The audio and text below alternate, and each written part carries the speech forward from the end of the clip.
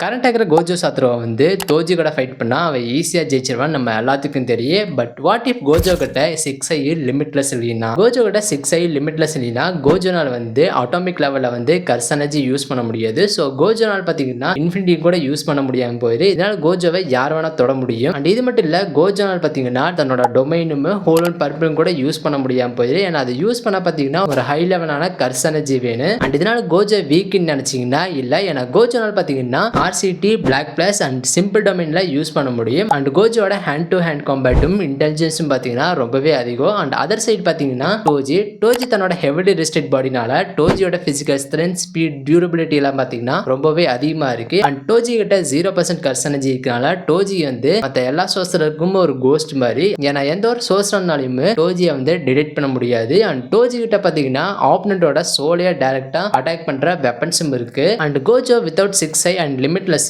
டோஜியை தோக்கடிக்க முடியுமான்னு நீங்க கமெண்ட்ல சொல்லுங்க.